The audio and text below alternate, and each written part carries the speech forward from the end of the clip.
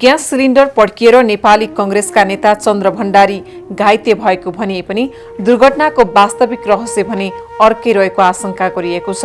गए राति gas cylinder leak भएर बत्तीको स्विच अन गर्दा त्यसको झिल्कोले ग्यास टिप्न गई आगलागी भएको भनिए पनि उक्त घरमा आगलागी भएको त्यस्तो कुनै ठोस प्रमाण भेटिन सकेको छैन। तर कीर्तिपुर अस्पतालले चन्द्र भण्डारीको 30% शरीर जलेको र उनको आमाको 80% शरीर जलेको बताएको छ। हाल नेता भण्डारीको आमाको मृत्यु भइसकेको छ। घरको झ्यालको सिसा फुटेको छ भने किचन साइडमा माथिपट्टि भएको टिनको छानो पुवाल परेको अवस्था छ। ग्यास सिलिन्डर पनि पड्किएको छैन। ग्यासको रेगुलेटर र चुलो पनि ठिक देखिन्छ। किचनसँगै रहेको नेता भण्डारीको आमाको बेडरुम, बैठक कोठा र नेता भण्डारीकै कोठा पनि सामान्य अवस्थामै छ। प्रत्यक्षदर्शीका अनुसार नेता भण्डारीको घरमा राति 10:15 बजेतिर केही पड्किएको ठूलो आवाज सुनिएको थियो। गएर हेर्दा आगलागी भएको देखिएको थिएन। तर नेता भण्डारी भुइँमा रहेका थिए। उनको शरीरमा लुगा देखिएको थिएन। आवाज आयो, कहीँ ग्यास पड्किएको अथवा कुनै केही पड्किएको आवाज आयो, ठुलो आवाज आयो। आवाज के होला छरछिमेकीमा भनेर हामीले हेर्दै बाहिर निस्कँदाखेरि अनि यहाँ चाहिँ उहाँको कान्छो भाइले चाहिँ दाइ यता आउनुहोस् यहाँभित्र के अरे ग्यास पड्कियो, आमालाई बचाउँ भन्ने कुरा गर्नुभयो उहाँले। अनि हामी भित्र गयौँ। भित्र गँदाखेरि त्यो ठाउँमा आमा लडिरहनु भएको थियो। अनि दाइ चाहिँ यता बैठक कोठामा बसिरहनु भएको थियो। पुरै नेकेट हुनुहुन्थ्यो। नेकेट भनेको लुगा थिएन, सबै त्यो जलेर के भएको थियो भने त्यसरी हामीले आमालाई त्यहाँबाट उठाएर रेस्क्यु गऱ्यौँ। मैले सिभिल हस्पिटलमा मैले नै लिएर गएको थिएँ। अनि त्यहाँबाट फेरि अलिकति 1 घन्टा जति मलाई ट्रिटमेन्ट गरेर त्यसपछि उहाँ के अरे कीर्तिपुरमा मैले नै लिएर गएको हस्पिटलमा। उनकी आमा बेहोस भएकी थिइन्। हाल थप उपचारका लागि नेता भण्डारीलाई मुम्बईको नेशनल बर्न सेन्टर रिफर गरिएको छ। सामान्य कुराकानी गरे पनि नेता भण्डारीको अवस्था चिन्ताजनक रहेको बुझिएको छ। उनको फोक्सो र श्वास नलीमा कति ग्यास गएर त्यसले असर गरेको छ भन्ने तथ्य पत्ता लगाउन सकिएको छैन। हाल चन्द्र भण्डारीको घरको अवस्था भने यस्तो रहेको छ। छिमेकीहरू पनि ग्यास सिलिन्डर पड्किएर आगलागी भएको भन्ने कुरामा सहमत हुन सकिरहेका छैनन्। रुमको सिसा कसरी फुट्यो त? अनि योबाट छिरेर उहाँबाट फुटेको छ के?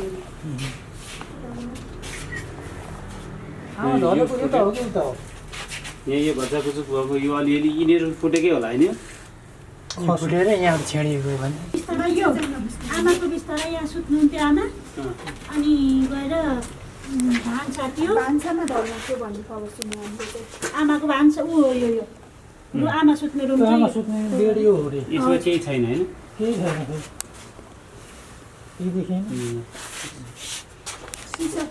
अनि त्यो पड्केको ग्यास भनेको पल्लो रुममा फुट्यो। उता सिसा कसरी फुट्यो?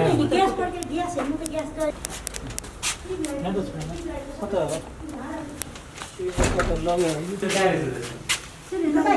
दिदीले ग्यासमा नपकाएको 3 दिन भयो।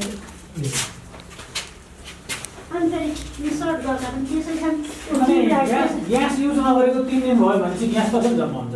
इलेक्ट्रिसिटी त केही छैन, सब ठिक छ। ठिक छ। कालो भएमा अरू के देख्नु? हाम्रो त्यहाँ दोस्रो कुरा छ के रहेछ हामी पनि त्यही गरे त। मेरो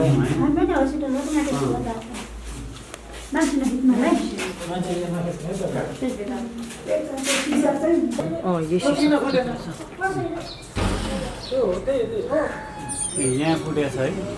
अनि तपाईँलाई जुन किचन छ नि, किचनकै झ्याल फुटेको छैन फेरि। म किचनभित्र जाँदा त किचनकै झ्याल केही भएको छैन, बाहिरको फुट्यो।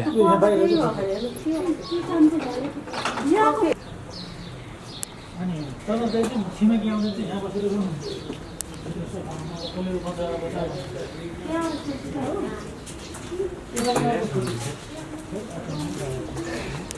झ्याल फुट्यो अरे। हाम्रो डाउट हो हेर, यसको मात्र खिच्नु है।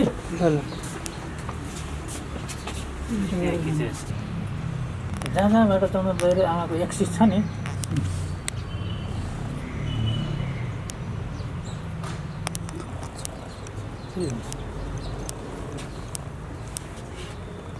अनि हामीले देखेको जुन प्रत्यक्ष हो त्यही कुरा भन्नुपर्ने हुन्छ। आवाज आयो, कहीँ ग्यास पड्क्यो अथवा कुनै केही पड्किएको आवाज आयो, ठुलो आवाज आयो।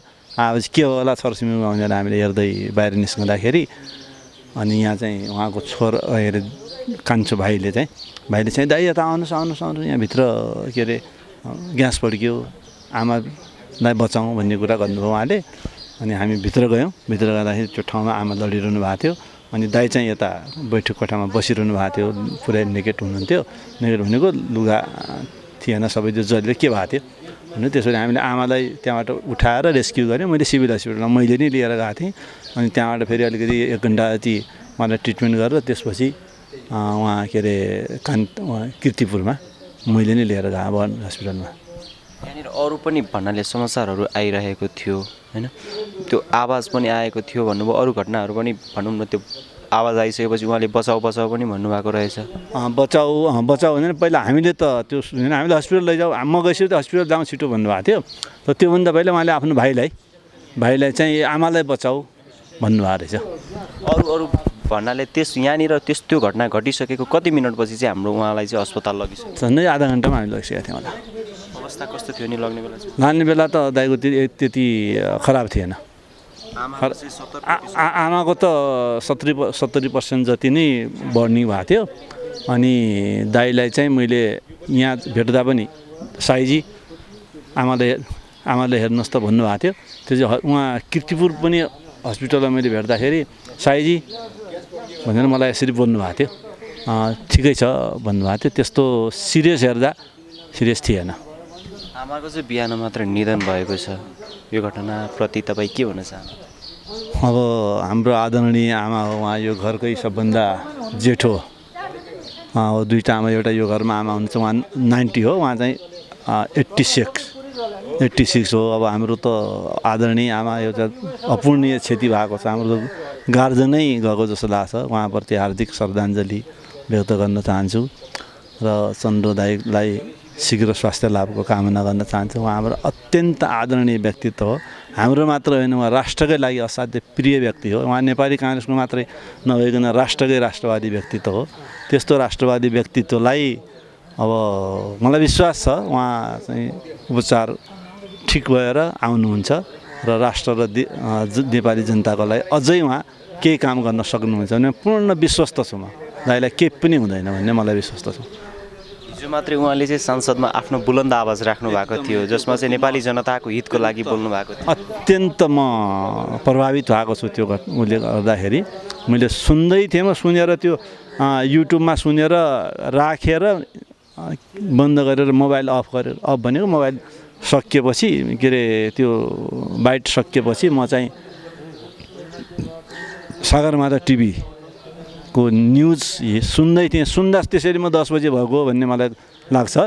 अनि सुन्ने आवाज आउने बित्तिकै म चाहिँ बाहिर आएर त्यो भयो। त्यसरी उहाँको त्यो हिजो बोलेको कुरा, उहाँ पहिले पनि यस्तो शब्द बोल्ने नै हो। उहाँ राष्ट्र र देशको लागि कुनै पार्टी विशेष नभएन, कुनै केही नभएन, हामीले केही पनि गर्न सकेनौँ। यो राष्ट्रले हामीले 62 30 वर्ष पञ्चायतको भयो, 62 अहिलेको भयो, यत्रो वर्षसम्म हामीले के गर्यौँ राष्ट्रको लागि भनेर उहाँ जहिले पनि भन्नुहुन्थ्यो, जहिले पनि कुरा गर्नुहुन्थ्यो। उहाँले कहिले पनि मेरो काङ्ग्रेस पार्टी मात्रै आओस्, म मात्रै होस् भन्ने कहिले पनि सोच्नु भएन। उहाँले जहिले पनि राष्ट्र र नेपाली जनता बाहेक अरू उहाँको कुनै दिमागमा थिएन। उहाँ हाम्रो अत्यन्त बोलीचाली व्यवहारमा पनि अत्यन्त सरल, अत्यन्त एकदमै चाहिँ माया गर्ने स्वभावको व्यक्ति हुनुहुन्थ्यो उहाँ। उहाँप्रति त उहाँको प्रति प्रशंसा गर्ने शब्द नै छैन मसँग। यति बेला चाहिँ आमाको निधन भइसकेको छ। आमाको बारेमा तपाईँले अहिले उहाँको शवहरू कता छ, के जानकारी पाउनु भएको छ? कस्तो? आमाको बारेमा चाहिँ अहिले उहाँको शव चाहिँ कतातिर छ भन्ने केही जानकारी पाउनु भएको छ? अहिले टिचिङमा लगेको भन्ने सुनेको छ हामीले, त्यहाँ के अरे पोस्टमार्टम गर्नको लागि, त्यति थाहा छ। अन्त्यमा चाहिँ हजुर के भन्न चाहनुहुन्छ? म सबभन्दा पहिला अब दिवंगत भइसक्नुभयो आमा, उहाँप्रति हार्दिक श्रद्धाञ्जली व्यक्त गर्छु। जहाँ भए पनि उहाँ एकदम वैकुण्ठ वास होस् उहाँको। सबभन्दा पहिला त त्यही आमाप्रति नै हार्दिक श्रद्धाञ्जली गर्छु। त्यसपछि दाइको शीघ्र स्वास्थ्य लाभको कामना गर्दछु। दाइ अवश्य पनि स्वास्थ्य सुधार भएर आउनुहुन्छ र राष्ट्र र देशको लागि, जनताको लागि अझ सशक्त भएर सेवा गर्न सक्नुहुन्छ। र त्यो आवाज बुलन्द गर्नुहुन्छ र नेपाली जनताको ढुकढुकी हो उहाँ त्यसैले उहाँको शीघ्र स्वास्थ्य लाभको कामना गर्न चाहन्छु। समय र जानकारीको लागि धेरै थ्याङ्क यू।